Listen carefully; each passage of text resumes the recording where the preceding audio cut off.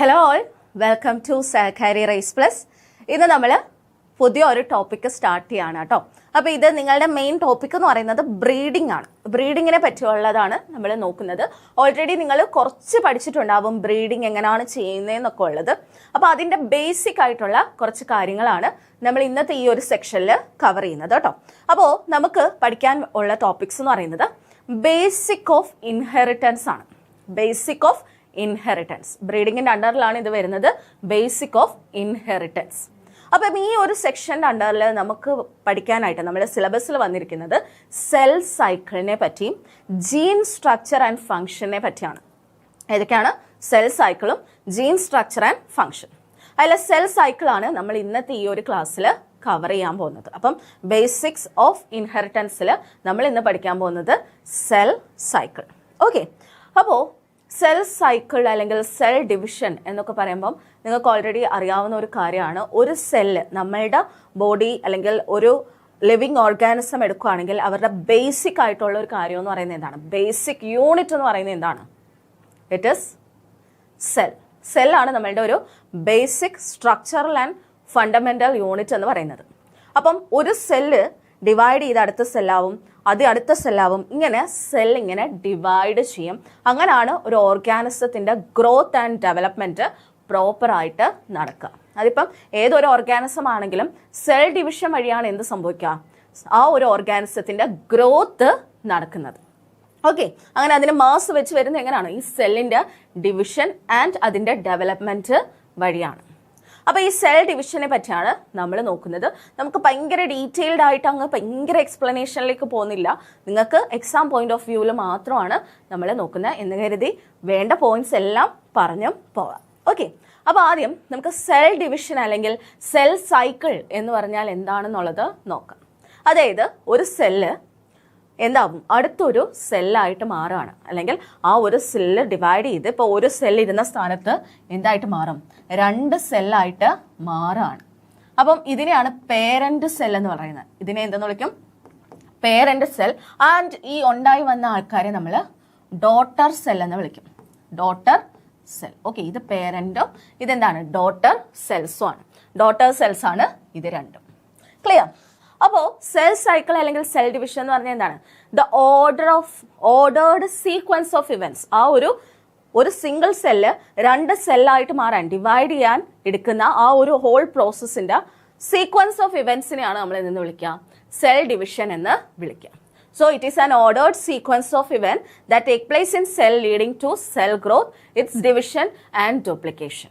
അപ്പോൾ ആ cell 2ആയിട്ട് daughter cells ആയിട്ട് മാറുന്ന ആ ഹോൾ പ്രോസസ്സിനെയാണ് നമ്മൾ സെൽ ഡിവിഷൻ അല്ലെങ്കിൽ സെൽ സൈക്കിൾ എന്ന് പറയുന്നത്.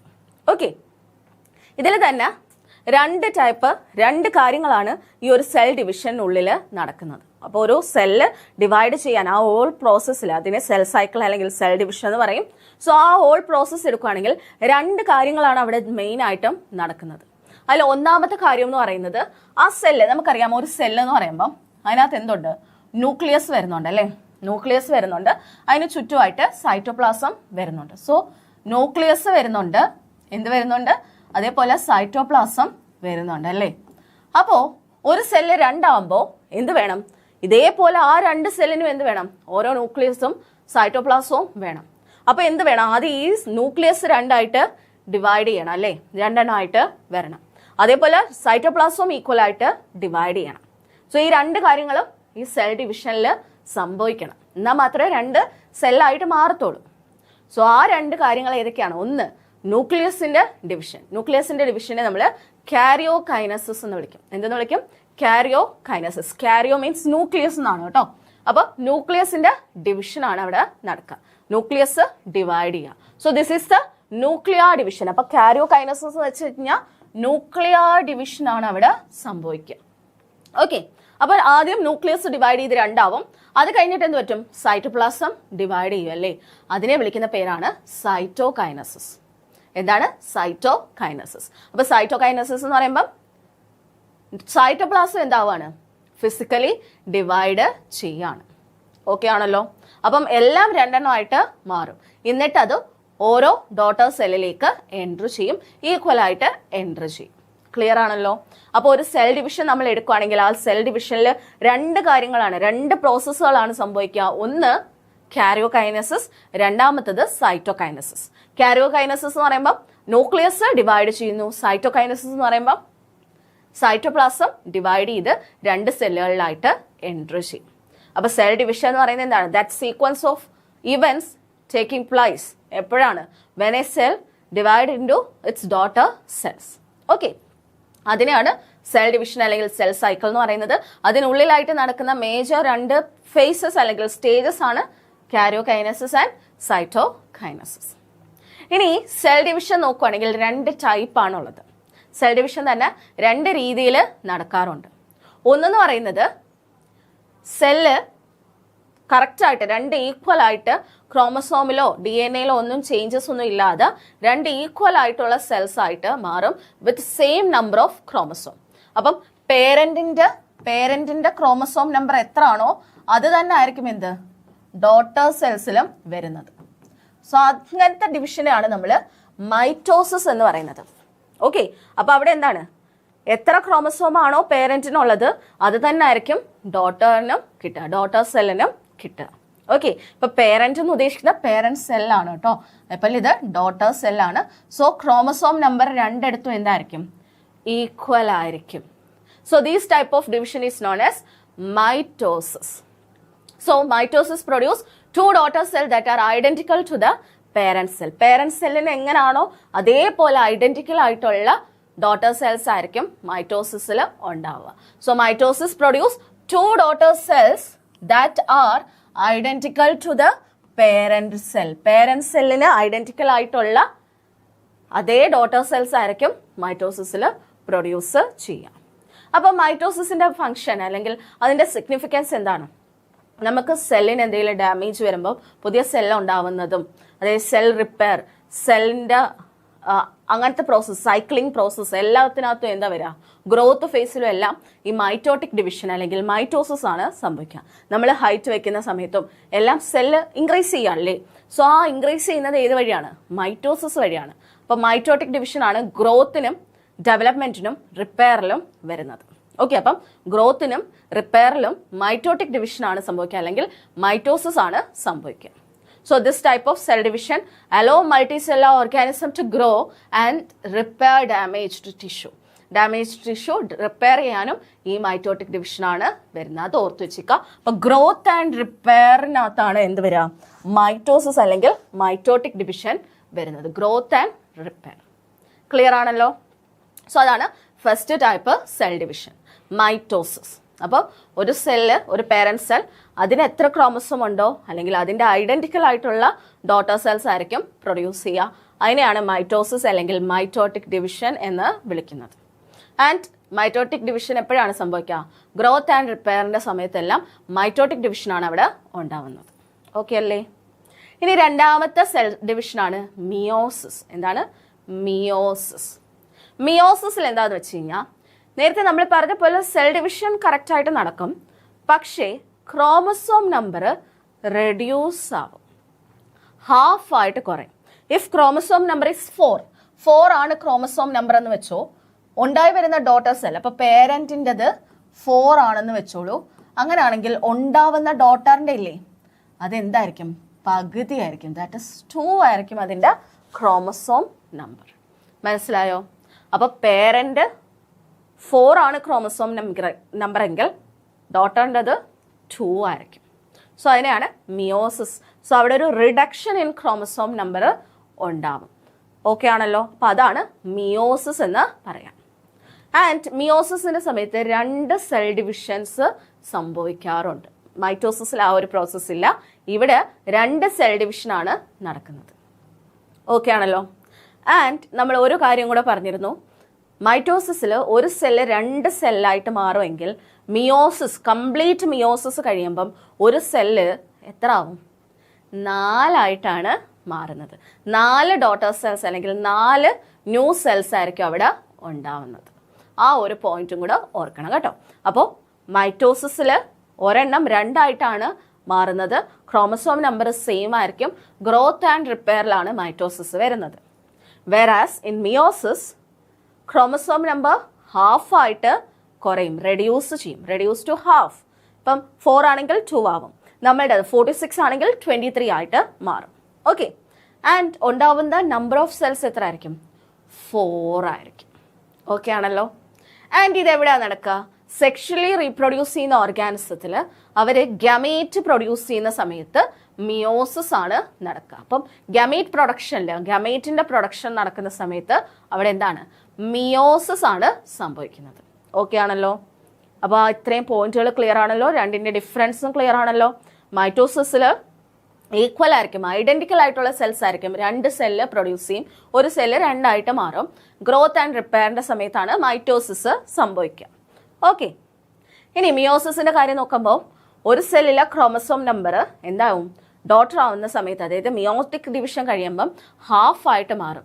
46 ആണെങ്കിൽ 23 ആവും, 10 ആണെങ്കിൽ 5 ആയിട്ട് മാറും. ഹാഫ് ആയിട്ട് റെഡ്യൂസ് ചെയ്യും.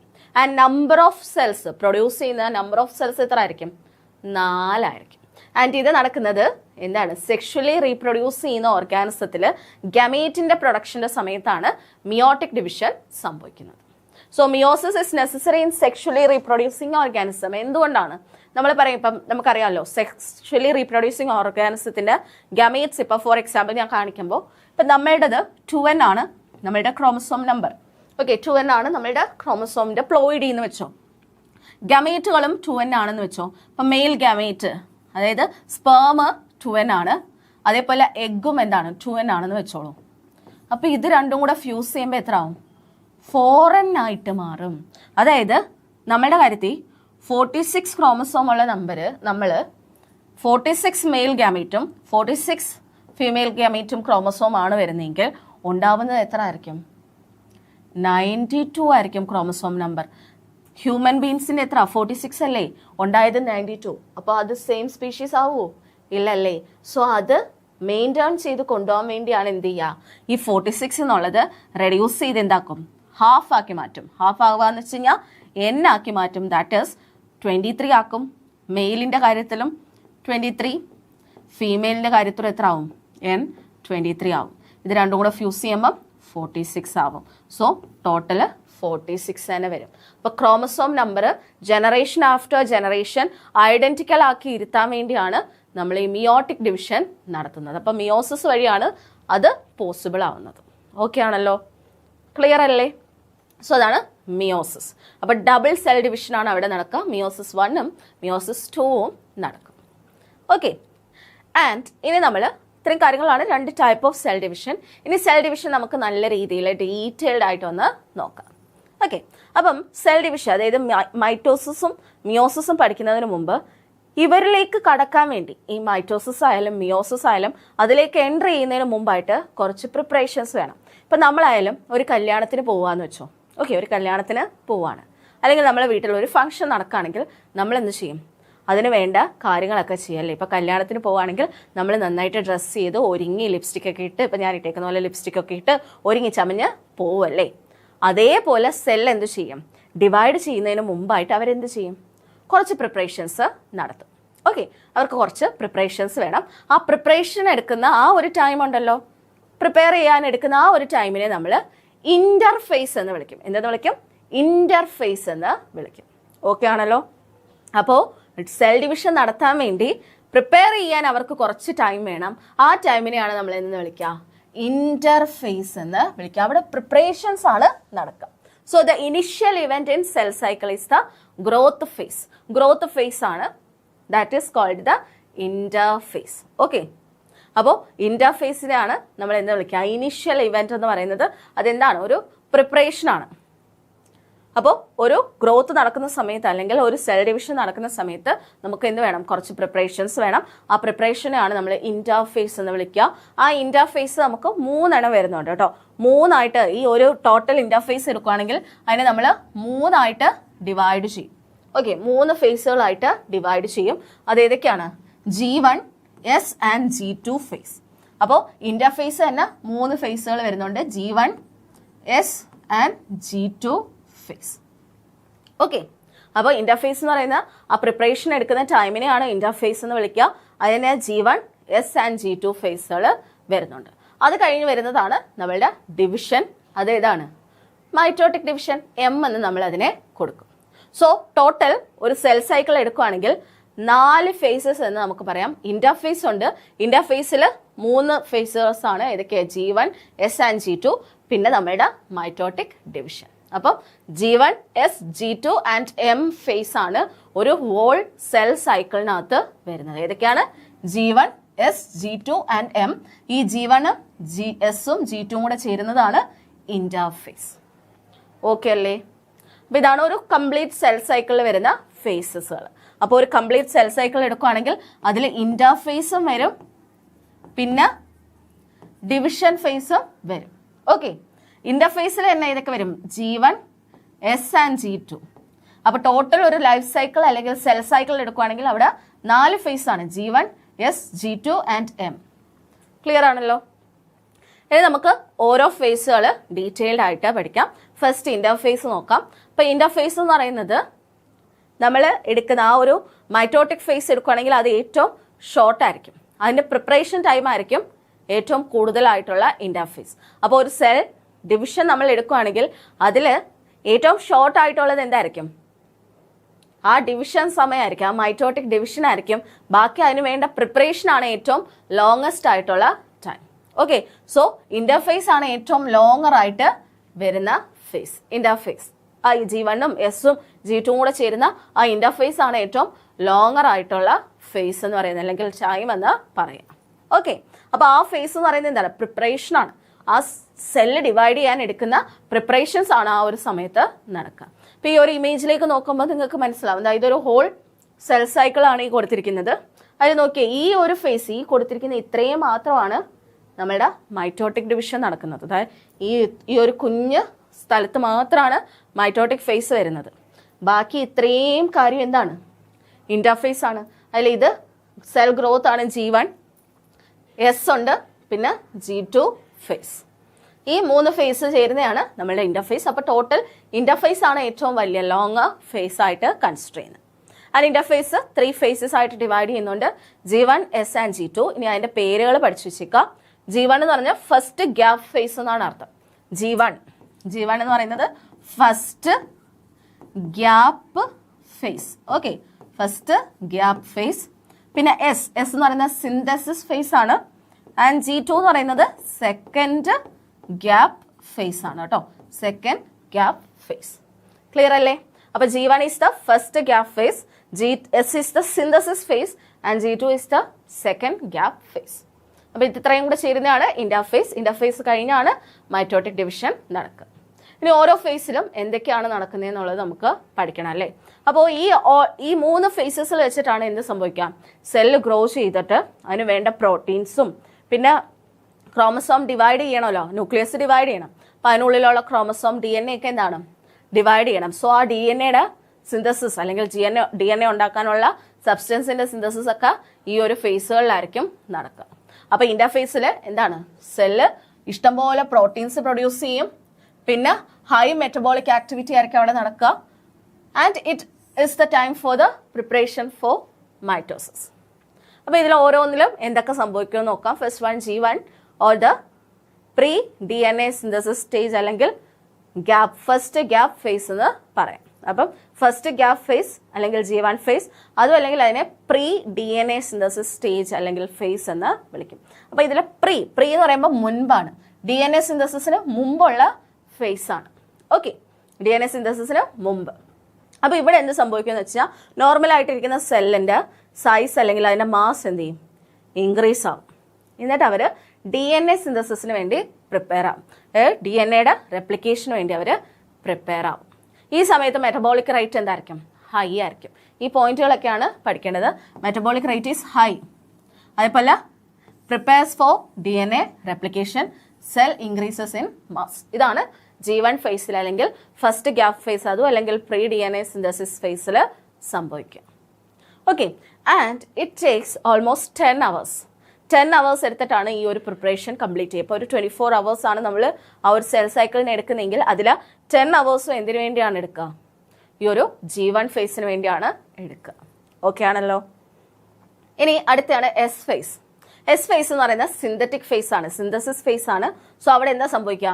DNA സിന്തസിസ് നടക്കും. So it is DNA synthesis stage. അപ്പം പ്രീ DNA ആണ്, പ്രീ DNA സിന്തസിസ് ആണ് G1.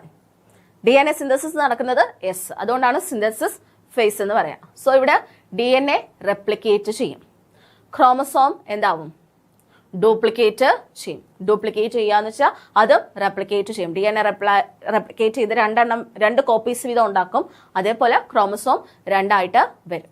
ഓക്കെ, ആൻഡ് ഇവർ എടുക്കുന്ന ടൈം ഈ ഒരു ഫേസ് കംപ്ലീറ്റ് ചെയ്യാനായിട്ട് 5 to 6 hours ആണ് എടുക്കുന്നത്.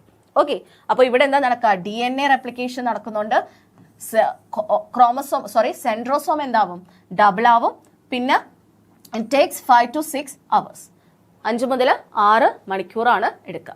So next one is the S phase. അടുത്തത് എസ് ഫേസ് ആണ്. ഇപ്പൊ എസ് ഫേസിൽ സിന്തസിസ് ഫേസ് ആണ്, അതായത് DNA സിന്തസിസ് ആണ് അവിടെ നടക്കുക.